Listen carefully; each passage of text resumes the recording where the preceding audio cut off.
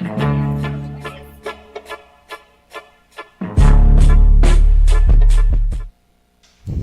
morning, Trojans. I'm Ben Vandermeer. Today's date is Monday, November 28th, 2016. And I'm Monica Schmidt. The quote of the day today is a Chinese proverb. When the roots are deep, there is no reason to fear the wind. That's right, and there will be a Dine and Donate at Rosso Pizzeria in support of the class of 2018 this Tuesday, November 29th. Now that's tomorrow. The Dine and Donate will run all day and there is no flyer required. Come on out and support the junior class. Starting next week on Monday, December 5th, there will be a blanket drive. Drop-off is in D1. The last day to donate will be Friday, December 16th. Get into the spirit of giving and bring by a blanket. Now to Tip of the Day with Gavin Newell. Gassed up shorty, said I need about 40, pull up to the party, yeah. Gassed up shorty, said I need about 40, pull up to the party, yeah. Gassed up shorty, said. Hey guys, welcome back to Tip of the Morning. I'm Gavin Newell. Man, it's been a while. But anyway, here's the tip. Life is really just everyone falling uncontrollably to their doom. But the only thing you really can control in that is your attitude. Choose to enjoy the ride. Thanks. That was your Tip of the Morning. Thanks, Gavin. Also this week, we have the Food and Toy Drive. Bring canned goods and new toys to your 5th period class for a chance to win a cool prize from ASB.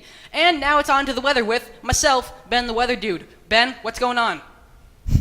Thanks me. What's up? I'm other Ben. I'm the Weather Dude guy. Alright, so let's get started. We're going to move pretty fast, but follow with me because here's the weather for the week. On Monday, we have a high of 59 and a low of 48. On Tuesday, we have a high of 59 and a low of 47. On Wednesday, we have a high of 57 and a low of 46. On Thursday, we have a high of 60 and a low of 45.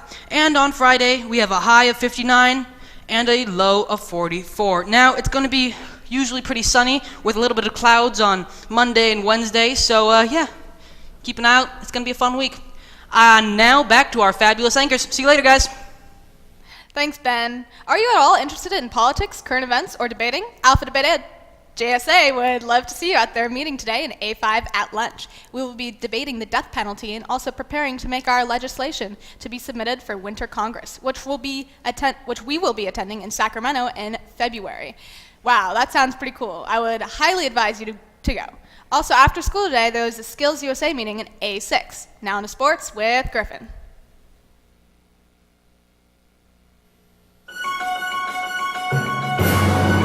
August 19th.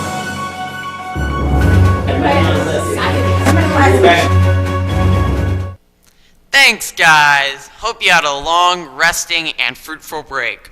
Our sports teams were definitely not resting, but did have some fruitful competitions. Our cross-country team finished their season 2 Saturdays ago in Hayward in the NCS meet. While nobody qualified for the state competition, the team did have some fantastic accomplishments. All 7 runners on our varsity boys team ran great and finished 8th overall out of 19 schools. Our young varsity girls team finished 13th out of 21 schools. Congratulations to all of our Trojan cross-country runners on a great season.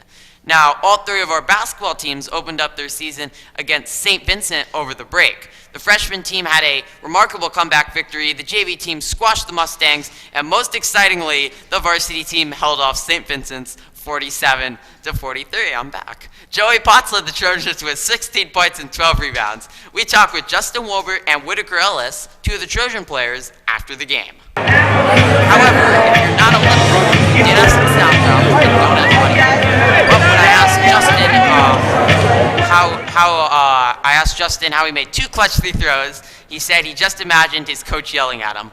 Both players expressed how much fun they had in their first game and how they're looking forward to a lot of wins this season. They credited their turnaround in the second quarter to settling down and having some key blocks by Joey Potts.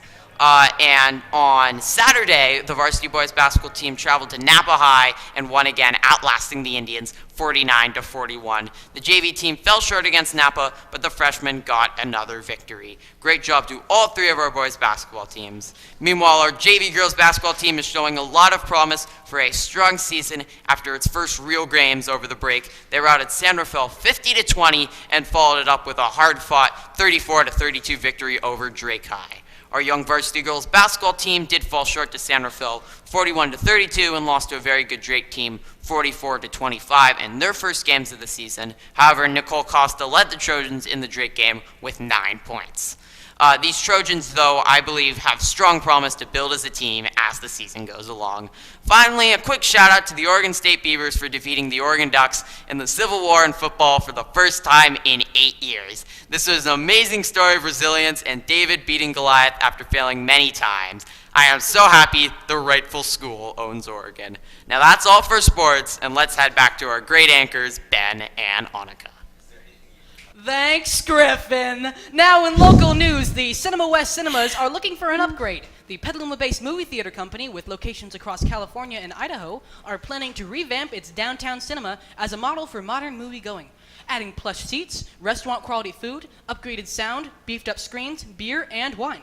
The plans for Cinema West Boulevard 14 Cinemas would be a dramatic transformation from the 11-year-old venue, reflecting a format that is giving theaters new punch in an increasingly competitive industry, said company owner Dave Corkill.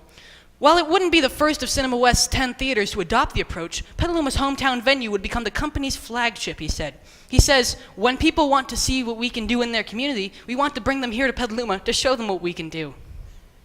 Earlier this month, the U.S. Coast Guard received reports of a humpback whale that was spotted in the Hudson River in New York. People have been worried about the health of the whale, but wildlife experts said that the whale is in good health and is most likely just enjoying itself. In 1988, a humpback whale named Harry accidentally wandered into the Hudson, but turned back after quickly discovering the river's dirty waters. Since then, the Clean Water Act and other efforts have helped to improve the river's water quality.